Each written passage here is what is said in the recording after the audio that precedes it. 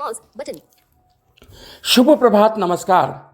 स्वीकार करें अभिवादन आरसी विनोद गढ़वाल की ओर से।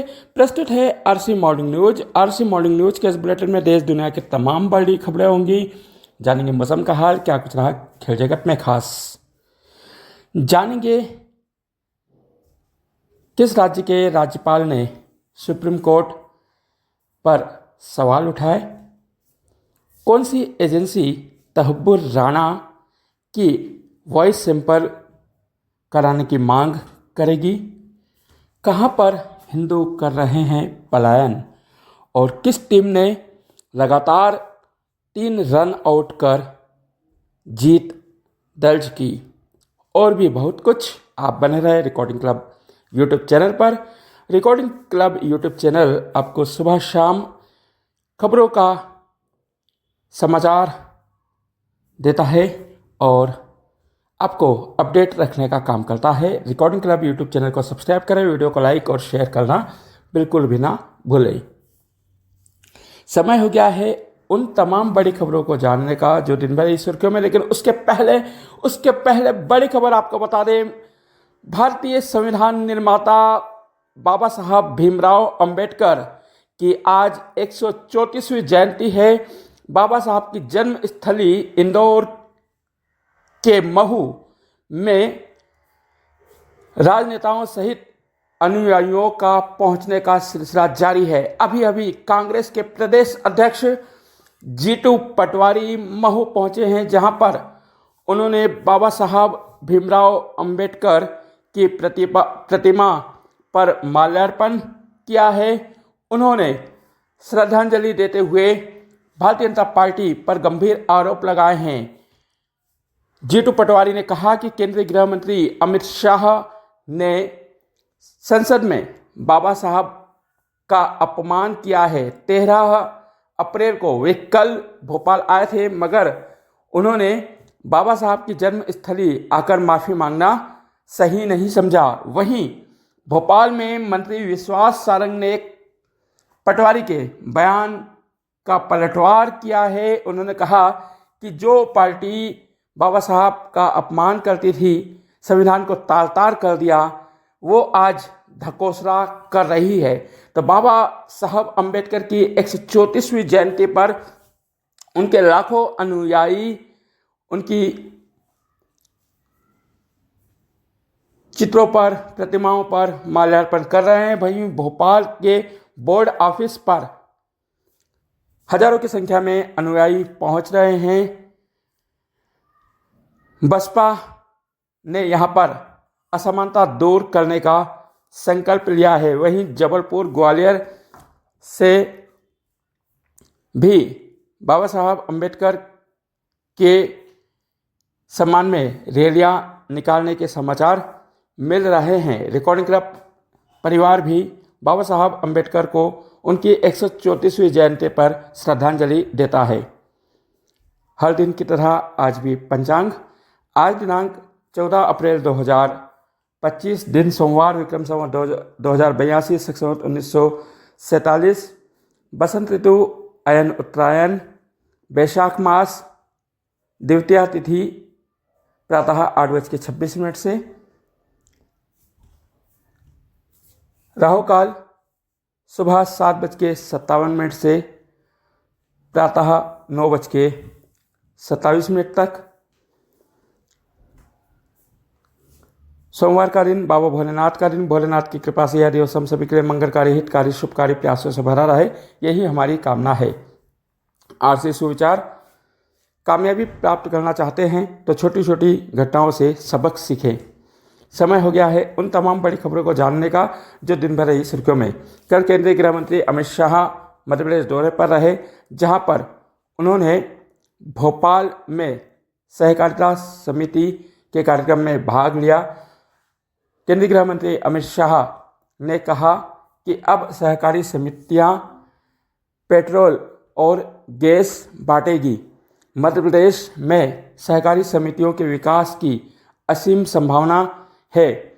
वहीं दुग्ध संघ के कार्यक्रम में भाग लेते हुए उन्होंने मध्य प्रदेश में दुग्ध संघ को मजबूत करने पर जोर डाला। वहीं अब सांची भी अमूल की तरह वैश्विक बाजार में काम करेगी। इसके लिए कल सांची दुग्ध संघ और नेशनल डेयरी डेवलपमेंट बोर्ड के बीच AMU साइन किया गया है। इसके तहत अब दुग्ध संघ का पूरा प्रबंधन national dairy development board NDDB के CEO देखेंगे। बाकी सांची के सभी कर्मचारी राज्य सरकार के कर्मचारी के रूप में काम करते रहेंगे। अब सांची का घी, पनीर सहित तमाम दूध उत्पादन की मार्केटिंग का काम NDDB करेगा। इससे किसानों को सीधा सीधा लाभ मिलने की संभावना है। किसानों को दुग्ध समितियों से जोड़कर उनकी आय में इजाफा करना इसका लक्ष्य होगा। वहीं पश्चिम बंगाल के मुर्शिदाबाद में वक्फ कानून के विरोध में हिंसा जारी है। 11-12 अप्रैल को मुर्शिदाबाद जिले में हिंसा हुई थी, जिसमें 3 लोगों की मौत हो गई थी। वहीं कई लोग गंभीर रूप से घायल हुए थे। मुर्शिदाबाद के धुलियान से 500 हिंदुओं ने पलायन कर दिया है। उन्होंने नदी पार कर मालदा जिले के वैष्णव नगर के एक स्कूल में शरण ली है। पलायन करने वाले हिंदुओं ने बताया कि हमारे घरों में तोड़फोड़ की, आगजनी की, यहाँ तक कि पीने के पानी में भी जहर मिला दिया। बहुत मुश्किल से हम BSF की मदद से यहाँ पर पहुँच पाए हैं। हालात वहाँ पर बेहद खराब हो रहे हैं। आपको बता दें, वक्फ कानून के विरोध में 11 और 12 अप्रैल को हिंसा भड़क गई थी। मुख्यमंत्री ममता बनर्जी ने सभी से शांति बरतने की अपील की है। वहीं केंद्र सरकार ने 1600 जवान तैनात किए हैं। इनमें 300 BSF जवान भी हैं। 21 कंपनियां तैनात की गई हैं। वहीं हरियाणा बीजेपी नेता अनिल विज ने ममता सरकार पर हमला बोला है। उन्होंने कहा कि पश्चिम बंगाल की मुख्यमंत्री ममता बनर्जी का हिंसा कराना एक शौक है। बंगाल की स्थिति फिल्म एक्शन जैसी हो गई है।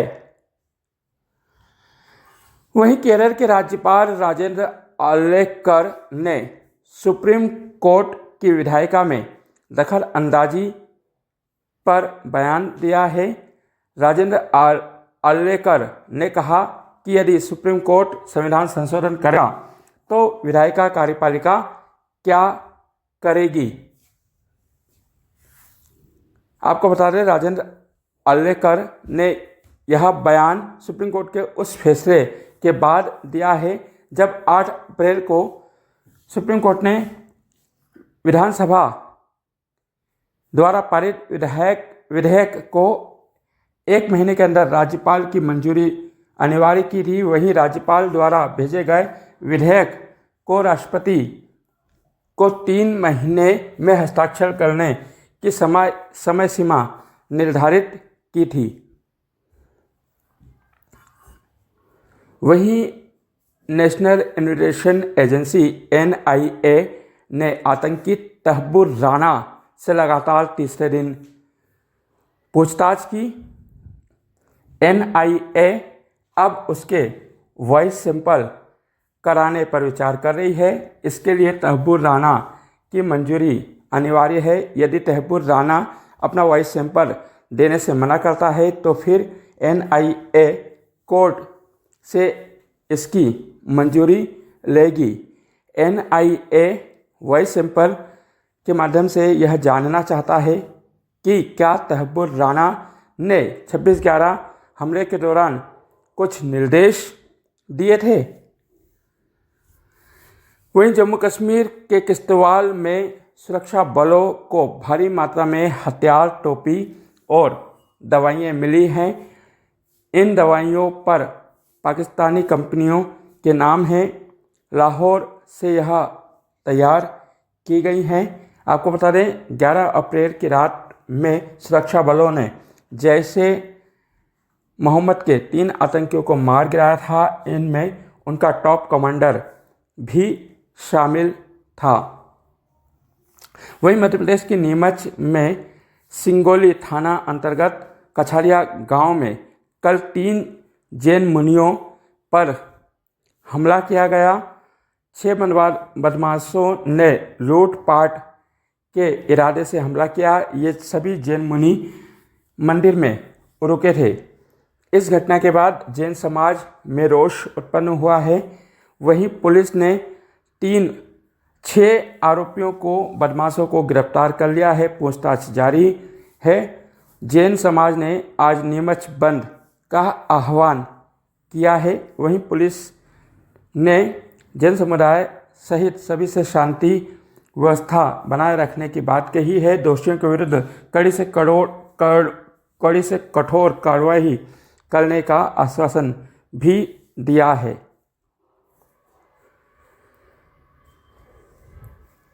वहीं मौसम की बात करें तो लगातार भीषण गर्मी के तेवर दिख रहे हैं।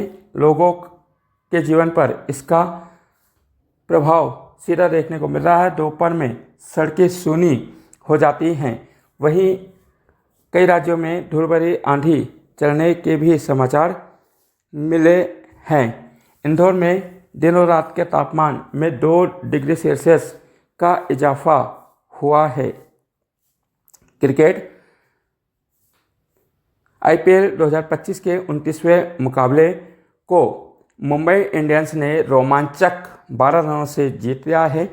कल दिल्ली कैपिटल्स ने टॉस जीतकर गेंदबाजी चुनी। मुंबई इंडियंस ने निर्धारित 20 ओवर में 205 रन बनाए।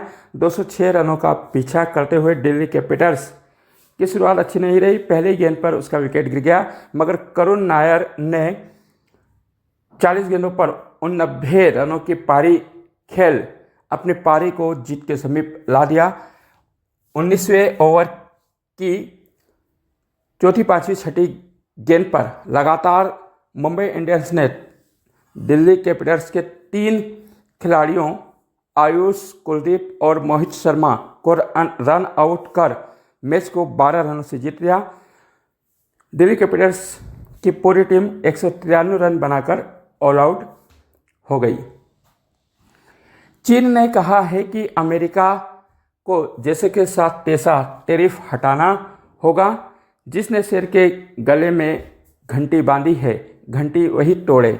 वहीं अमेरिकी राष्ट्रपति डोनाल्ड ट्रंप ने एक बार फिर से अपने बयान को पलट दिया है। उन्होंने कहा कि इलेक्ट्रॉनिक्स आइटम पर भी टैरिफ लगाया जाएगा। कुछ दिनों के लिए इसमें राहत दी गई है। इधर रूस ने यूक्रेन के सुमी शहर पर हमला किया है, जिसमें 21 लोगों की मौत हो गई है। यूक्रेन राष्ट्रपति जेलेंस्की ने इस हमले का वीडियो जारी किया है। इसमें सड़कों पर लोगों के शव इधर उधर बिखरे पड़े हैं। वहीं रूस ने भारत के दवा गोदाम कंपनी पर भी हमला किया था। समाचारों में वक्त हो गया है उन तमाम बड़ी खबरों को जानने का जिन पर रहेगी हमारी नज़र। आज प्रधानमंत्री नरेंद्र मोदी हरियाणा दौरे पर जाएंगे। यमुनानगर में वे 7,100 करोड़ रुपए की परियोजनाओं की आधारशिला रखेंगे। लखनऊ में आज लखनऊ सुपर जायंट्स का मुकाबला चेन्नई सुपर किंग से होगा।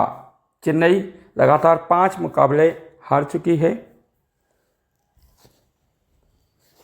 आज का इतिहास, आज ही के दिन 14 अप्रैल 1891 में भीमराव अंबेडकर साहब का जन्म हुआ था। वे भारतीय संविधान सभा की प्रारूप समिति के अध्यक्ष थे।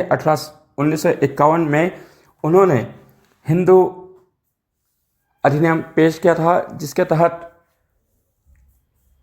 तलाक, विधवा विवाह, बहुविवाह पर रोक, परिवार की संपत्ति में महिलाओं के हिस्सेदारी सहित तमाम प्रावधान किए गए थे। 6 दिसंबर 1956 को उनकी मृत्यु हुई थी। 1990 में उन्हें मरणोपरांत भारत रत्न से सम्मानित किया गया था।